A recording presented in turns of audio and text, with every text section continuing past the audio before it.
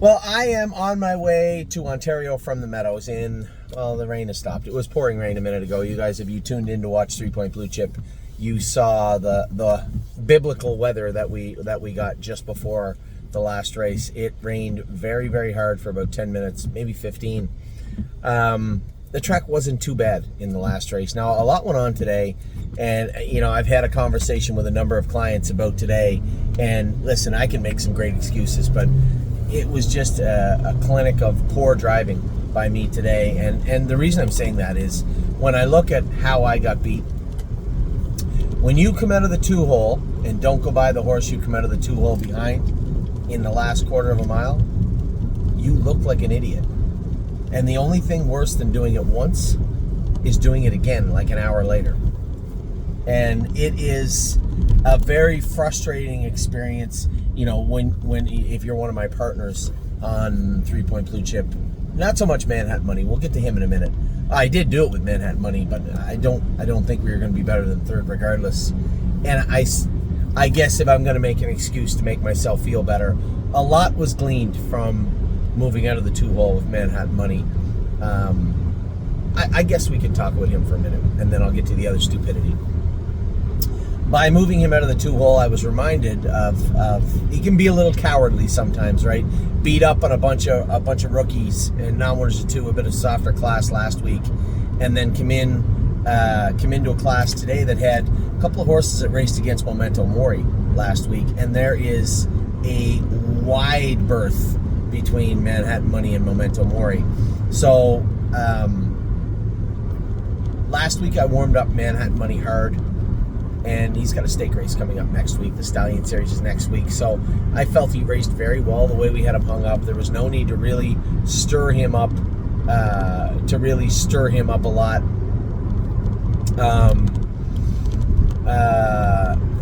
Tim was just texting me. I just didn't think there was a whole lot of reason to repeat the process this week and then come back and repeat it again when the horse raced well last week, right? Because here's what happens.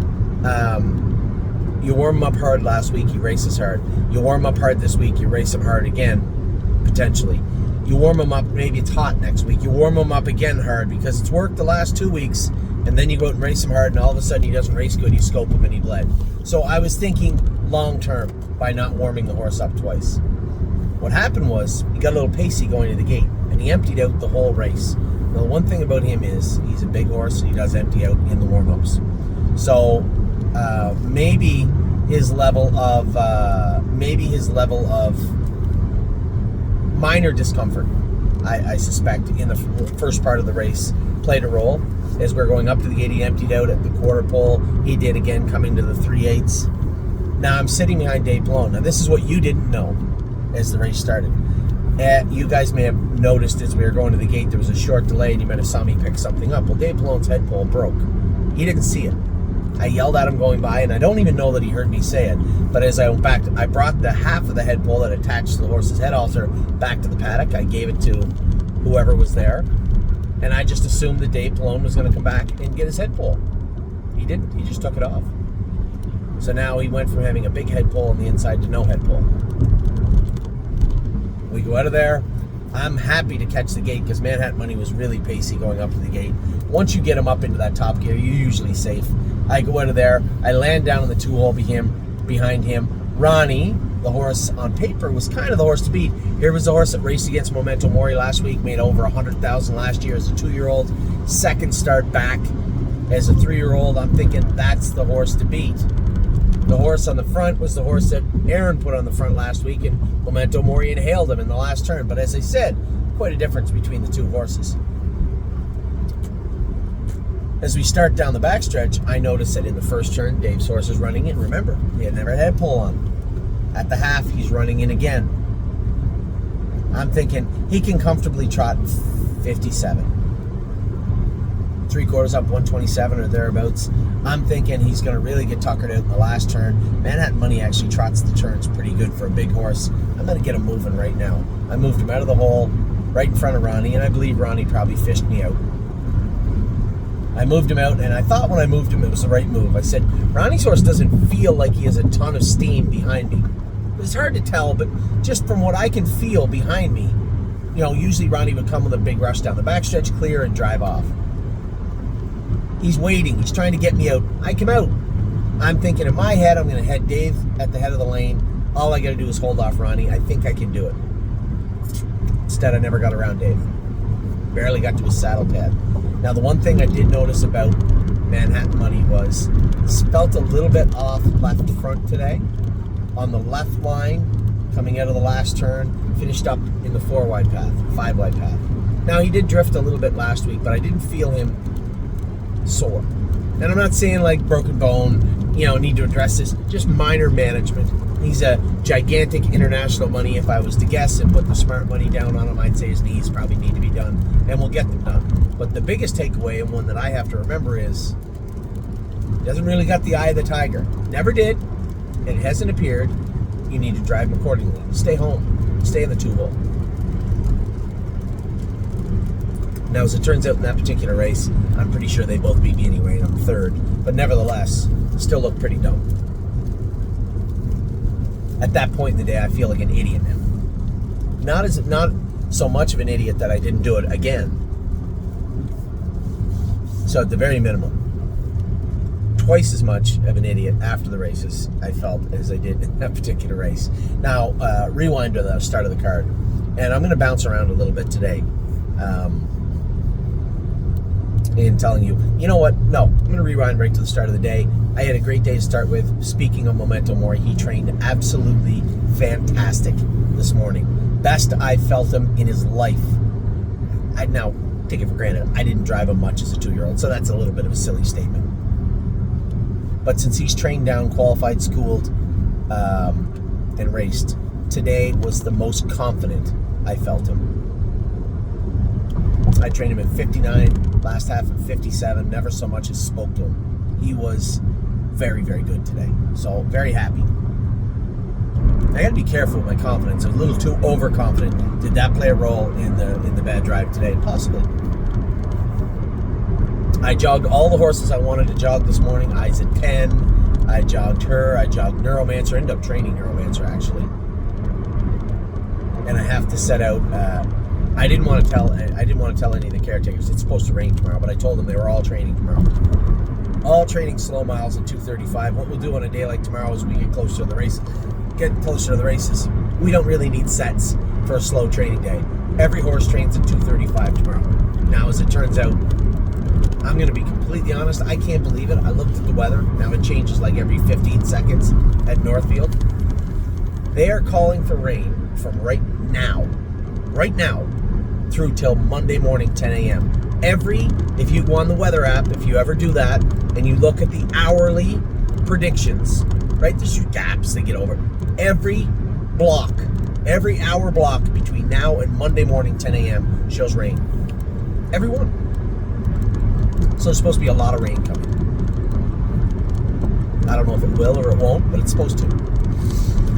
So everybody is supposed to train tomorrow. I went with 7 or 8 horses today. Leland Hanover was good, but he shied away from a lawnmower and jumped on his foot. It's not a big deal. Hanger 1, we had that opened up today. It was messy. Nick Clegg was very nice. I felt bad when I sold them Fire and Shine, and then we brought Bob the Bomber over. I thought that would be a great story for him and I, and instead it ended up not being. So I wasn't really sure what he'd do. And I texted him and said, hey, would you be able to have a look at this colt? He's a really nice colt. For somehow he jumped on his foot and somehow there's some surface infection. It looks like there's something quite a bit more sinister underneath that needs attention. I'm not a blacksmith. I can't do it. Put a shoe on. I'm not a blacksmith. And Nick opened it up and it was pretty messy. It's going to take a week. It's going to cost him 2 weeks. Last week and next week. He might be able to jog a little bit next week, but he won't be in training condition, I can tell you that. It's the weirdest thing. A horse like Neuromancer, every so often he will jump on his foot. We do our best to cover him up, but he's a big goofball. Sometimes he'll do it.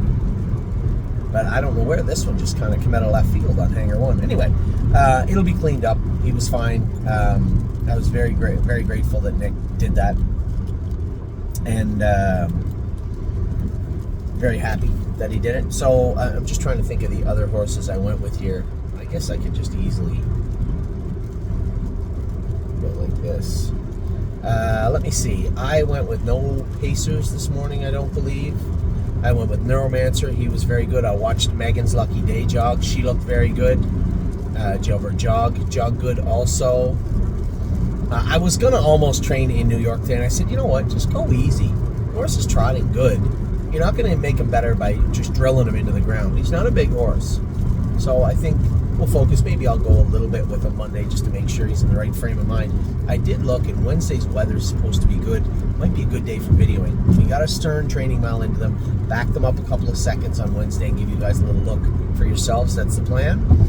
Leland Hanover, I went with him. He was good, only he jumped on his foot. I don't think those bars are actually going to help him that I put them on. I watched him land on the ground every stride as he was training today. And I just don't believe that they're not helping him the way I thought they would. So they might actually end up being a hindrance.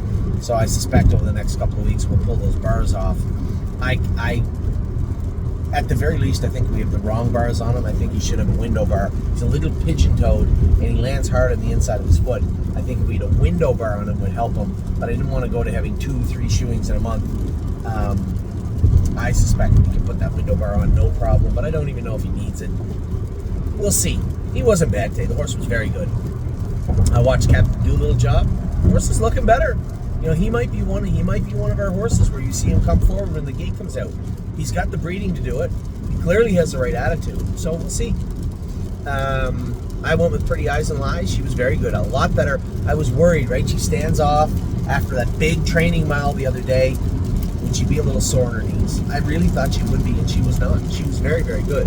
Jolene Hall, I went with her. She was good again also. Had to Know, I jogged him. He was sound. He looked great. Zena Kemp was good. Blue Rare was good. Very happy with those 3 horses. Go Strong Hanover looked good on the track also. Rose Run Bobby looked good also. So those are the horses I went with or saw today. Everybody that was on my kind of had a little peek at the list, I got to look at today, and then I got to train Memento Mori. So I was happy. I felt pretty good. I didn't feel like an idiot like I do right now when I made it to the Meadows. Looks Like Money felt a little soft, and the one thing I saw him do was kind of throw his head a little bit in the mile, which is weird. He never does that. It was funny. It was the weirdest thing. I had a great conversation with the breeder of Hanger One yesterday. Very nice man. Clearly well studied. He's a very analytical gentleman. And he was telling me about how he asked me if Hanger One threw his head a lot. And I said, not really, a little bit, yeah, I guess, but not bad.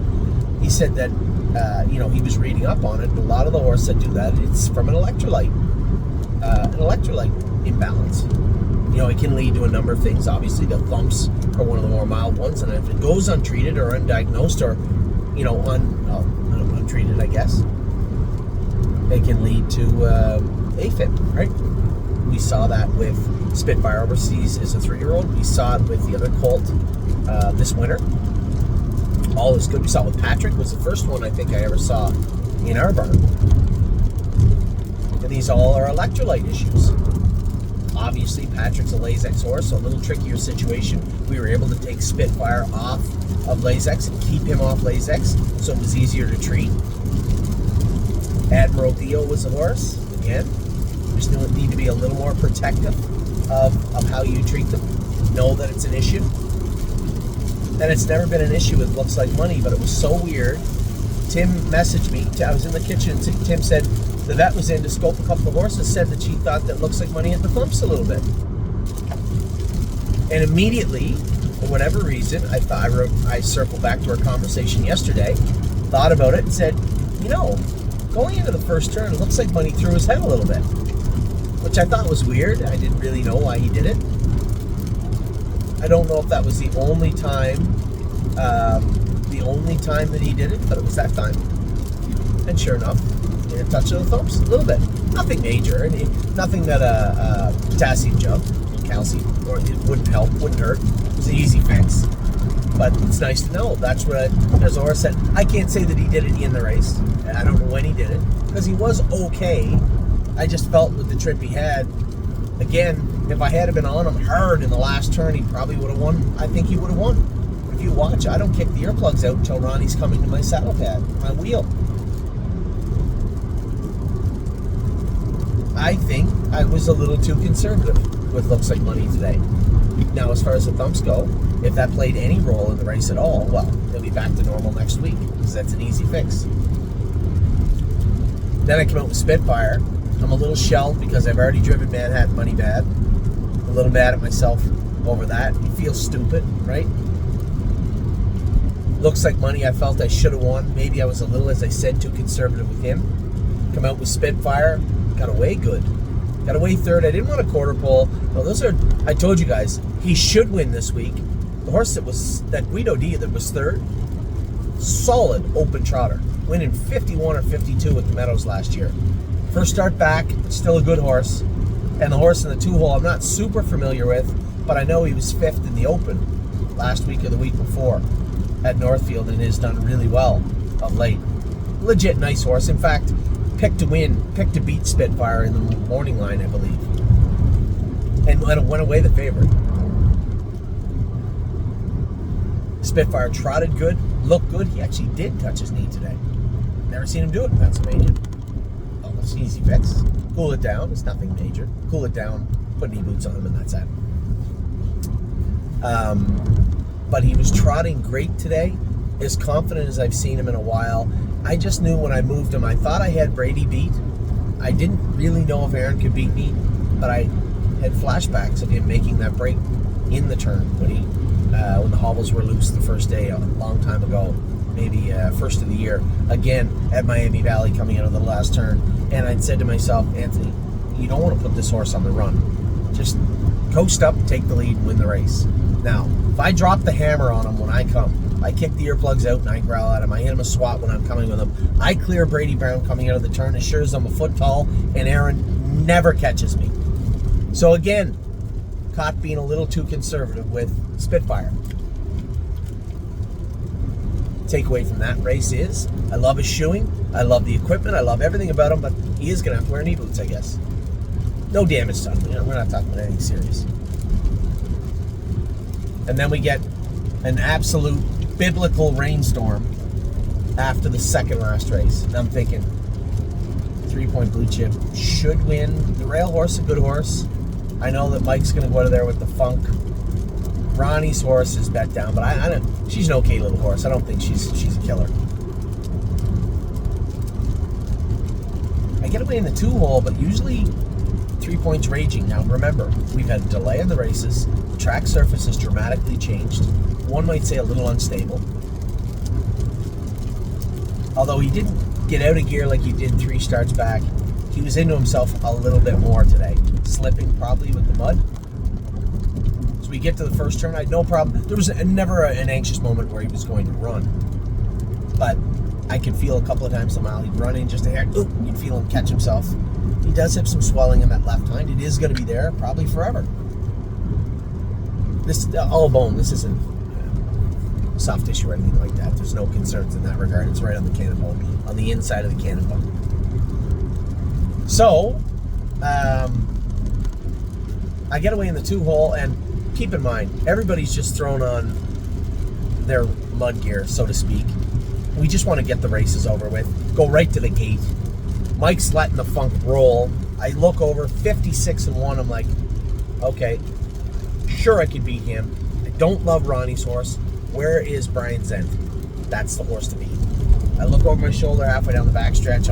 My face is full of mud. I know it's him coming. So I'm going to wait as long as I can. I know his horse doesn't corner the best also, but finishes super strong. Used to anyway.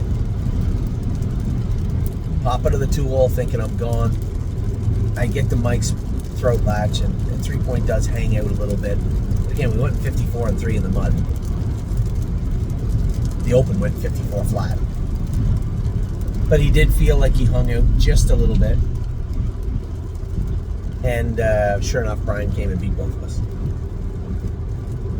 Does he win if I stay in the 2-hole? Sure felt like it.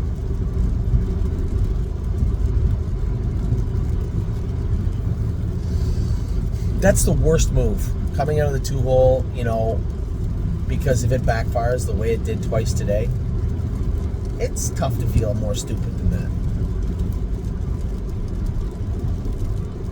So a little angry at myself, as you can see today. I think if I drive Looks Like Money harder coming out of the last turn, I think I last to the wire. If I come harder with Spitfire Overseas, I'm a winner. That I'm absolutely positive of. Popped out of the 2-hole with Manhattan Money. Bad move. He was going to be third anyway. It didn't cost us any money, but still, looks bad.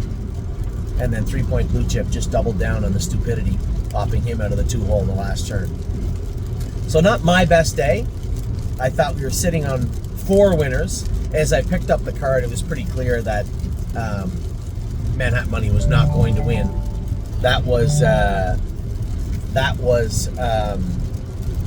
Those 2 horses were better horses. He had raced good. I was playing back to his time, but I guess there's a part of me that doesn't regret moving him, because now it's pretty clear, don't do it again, first off. And secondly, we got to do a little work on him, left line a little bit. And thirdly, we need to go 2 trips with him and warm him up. Because if you don't, he doesn't empty out good, and he's a little pacey going to the gate. And the last thing you want to do is see him make a break in a Stallion Series race. And he is good enough to race in the Stallion Series. I'd said to Tim, I might put Felix in just so he gets a good line on him as we look to sell him. But he's not as good as Manhattan Money, obviously. So, as I said, a day of poor performances, and it wasn't by any of the horses. 3 Point Blue Chip was good in finishing third. Did he hang a bit? Yes, but when he's hitting himself, it hurts, and he's not going to put in his best effort, and he was hitting himself today. Spitfire Overseas. The takeaway, I guess, if you're going to look for a silver lining, he's coming back as confident as I've ever felt him. He's trotting as strong as I've ever felt him. And those horses that beat him are open trotters. The one that beat us is a filler, but right now we'd be a filler in the open. So every bit as good as we are, likely.